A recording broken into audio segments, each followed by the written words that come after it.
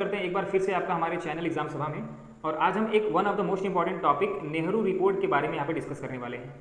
इसमें मैं एक छोटा सा ब्रीफ आपको कहानी बताता हूँ, उसके बाद मैं इसकी संपूर्ण जानकारी आपको दूंगा।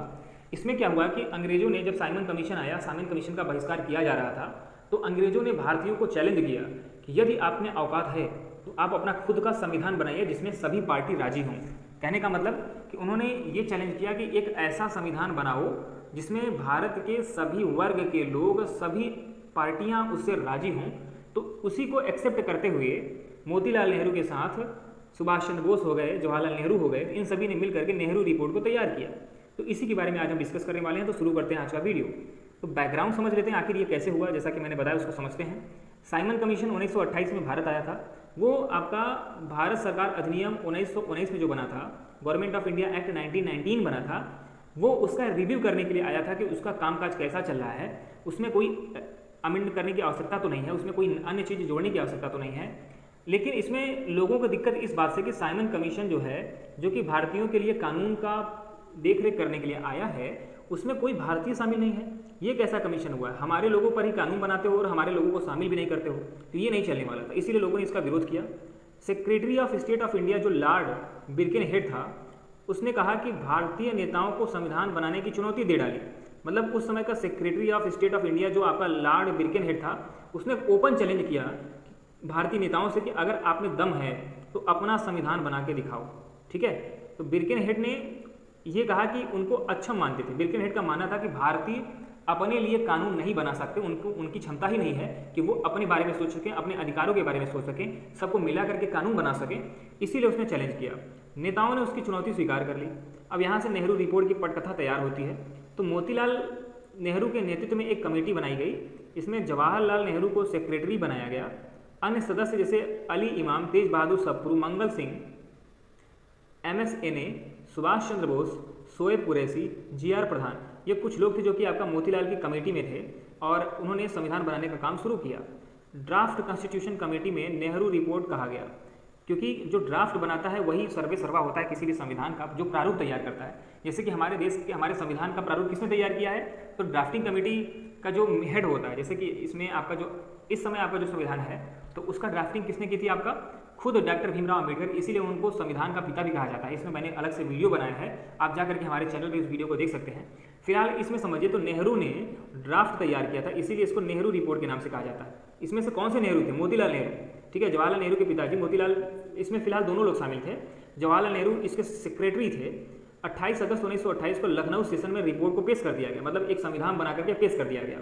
इसमें पहली बार भारतीयों के द्वारा अपने संविधान को बनाने का प्रयास किया गया था। मतलब ये पहली बार था जब भारतीयों ने अपने लिए संविधान बनाया था, वो भी किसी के चैलेंज करने पर। तो ये एक बड़ी बात थी। अब इसमें कुछ प्रावधान देखते हैं कि इस नेहरू रिपोर्ट में क्या था। तो रिकमेंडेशन समझते हैं। भारत को डोमिनियन स्टेटस मिले, जैसे कनाडा को, ऑस्ट्रेलिया को उस समय मिला हुआ था, उसी तरीके से भारतीय चाहते थे कि हमें भी डोमिनियन स्टेटस मिले, हमें भी अपने संप्रभु देश बनने का मौका मिले। 19 फंडामेंटल राइट की बात की। इसमें कहा गया कि 21 साल से ऊपर सभी वर्ग के लोगों को वोट देने का अधिकार प्राप्त होगा, जबकि अंग्रेजों के समय में सभी को वोट देने का अधिकार नहीं प्राप्त होता था। जो लोग टैक्स देते थे या फिर जो लोग आपका मध्यम वर्ग के लोग थे, ठीक ठाक कमाई होती थी, उन्हीं लोगों को आपका यहाँ पे वोट देने का अधिकार होता था। लेकिन यहाँ पे सभी को वोट देने का अधिकार, 21 साल से ऊपर के लोगों को वोट देने का अधिकार प्राप्त हुआ। महिला पुरुषों की समान अधिकारों की बात की गई। कोई राष्ट्रीय धर्म नहीं होगा ऐसी घोषणा की गई। किसी जाति हेतु कोई सेपरेट चुनाव नहीं होगा, रिजर्वेशन की व्यवस्था नहीं होगी, ऐसा बात कहा गया।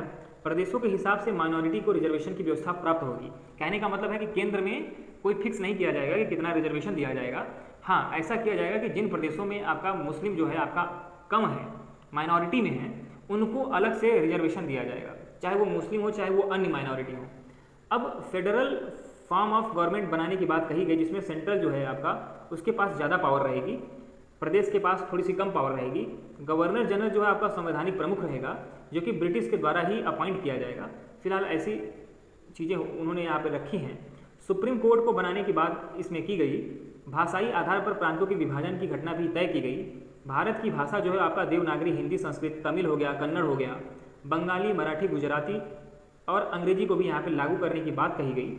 अब समझते हैं कि रिस्पांस क्या रहा, लोगों का रिस्पांस क्या रहा, कुछ अन्य पार्टियों का रिस्पांस क्या रहा।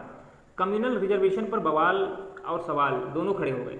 मुस्लिम लीग ने दिसंबर 1927 में इस पर बवाल कर दिया कि हमें कम्युनल रिजर्वेशन चाहिए, हमें जाति के आधार पर रिजर्वेशन चाहिए। मुस्लिम नेता मोतीलाल नेहरू से मिले और मोतीलाल नेहरू ने उनके कुछ प्रपोजल को एक्सेप्ट किया, जिसको दिल्ली प्रपोजल के नाम से भी जानते हैं, दिल्ली प्रपोजल के नाम से इसको जाना जाता है। सेंट्रल लेजिस्लेचर में 1/3 मुस्लिमों को आरक्षण देने की बात फिर से तय कर दी गई। जनसंख्या के आधार पर पंजाब व बंगाल मुस्लिम आरक्षण के लिए जिम्मेदार ठहराए गए, क्योंकि जानते हो कि पंजाब और बंगाल जो हैं उसमें मुस्लिम बाहुल्यता थी, तो उसके आधार पर उनको वहाँ पे अलग से उनका स्टेटस जो है आपका मेंटेन करने की बात कही गई। 3 अन्य प्रांत बनाने की बात की गई जहाँ पे मुस्लिम मेजॉरिटी में थे, मतलब जैसे सिंध हो गया, बलूचिस्तान हो गया, नॉर्थ वेस्ट फ्रंटियर प्रोविंस हो गया, नॉर्थ वेस्ट फ्रंटियर प्रोविंस हो गया। अब बात किया जाए बंगाल की, तो बंगाल पंजाब में इसमें हिंदू महासभा असहमत था, क्योंकि मुस्लिम लीग चाहता था कि जहाँ भी मुस्लिम बाहुल्य क्षेत्र है वो प्रदेश अलग कर दिए जाए, ताकि उसमें मुस्लिम जो है वो आपका अच्छे से रह सकें, उनके अधिकारों का हनन न हो। लेकिन जो हिंदू महासभा थी वो उससे सहमत न थी। हिंदू महासभा का मानना था कि ये कहीं ना कहीं देश को बंटवारे की तरफ ले जाता है। रिजर्वेशन माइनॉरिटी पर वहीं लागू होगा जहाँ पे मुस्लिम वास्तव में कम थे, और ऐसी व्यवस्था की गई कि रिजर्वेशन जो मुस्लिमों को मिलेगा वो उन्हीं प्रदेशों में मिलेगा जहाँ पे मुस्लिम आपका कम है। जिन प्रदेशों में मुस्लिम की संख्या ठीक ठाक है, उन प्रदेशों में उनको ऐसी व्यवस्था नहीं प्रदान की जाएगी। 1928 की बात की जाए तो ऑल पार्टी कॉन्फ्रेंस बनाया गया, जिसमें जिन्ना ने 3 पॉइंट पेश किए। मतलब जिन्ना ने कहा कि अगर इन 3 पॉइंट को मान लीजिए तो हमें इससे कोई दिक्कत नहीं है। पॉइंट क्या क्या थे? 1/3 मुस्लिम आरक्षण आपका सेंट्रल लेजिस्लेचर में प्राप्त हो, इसको फिलहाल मान लिया गया था। पंजाब व बंगाल में जनसंख्या के हिसाब से अधिकार प्राप्त हों, मतलब आप जानते हो कि पंजाब और बंगाल जो है उसमें मुस्लिम जो है आपका मेजॉरिटी में थे, तो वो चाहते थे कि उनको उसी तरीके से ट्रीट किया जाए। रेसिडुअल पावर प्रदेशों को मिल जाए, मतलब कि जितनी भी ज़्यादा शक्तियाँ हैं वो सेंटर को न मिल करके प्रदेश को मिले। अब यहाँ पे खतरा ये था कि अगर प्रदेशों को रेसिडुअल पावर मिल जाएगी तो वो देश से अलग होने की बात कहेंगे। यही बात थी जो आपका जिन्ना और नेहरू के बीच में सहमति नहीं बन पाई, जिसकी वजह से उनको जिन्ना के प्रपोजल को मानने से इनकार करना पड़ा। जिन्ना की डिमांड पूरी होती नहीं दिखाई दे रही थी, तो 1929 में मुस्लिम लीग की तरफ से उसने एक फ्यूचर एजेंडा जाहिर किया। जिन्ना ने एक फ्यूचर एजेंडा निकाला कि हम आगे क्या करने वाले हैं और हमारे क्या विचार हैं। तो जिन्ना ने 14 पॉइंट उसमें समझाए। संघीय संविधान बने, प्रदेशों को रेसिडुअल पावर मिले, प्रदेशों को ज़्यादा पावर मिले, पहला पॉइंट। दूसरा पॉइंट है कि प्रांतीय स्वायत्तता हो, मतलब प्रदेशों को अपना कानून बनाने का, अपना फाइनेंस रखने का, ठीक है, इस तरह के उनकी स्वायत्तता दी जाए। कोई संवैधानिक संशोधन नहीं होगा बिना प्रदेशों की अनुमति के, मतलब जब तक प्रदेश नहीं चाहेंगे तो किसी, मतलब जो हमारा कॉन्स्टिट्यूशन बनेगा, जो संविधान बनेगा, उसमें संशोधन की व्यवस्था नहीं की जाएगी। सभी चुनावी बॉडी जो है आपका समुचित मुस्लिम प्रतिनिधित्व करेंगे, जैसे कि सेल्फ गवर्नमेंट बॉडी हो गई और जैसे यूपीएससी हो गई, सिविल सर्विस हो गया, उसमें मुस्लिमों का जो प्रतिनिधित्व है वो तय किया जाए। ये 5वां पॉइंट हो गया। 6वां पॉइंट क्या जाए तो 1/3 रिजर्वेशन सेंट्रल लेजिस्लेचर में दिया जाए।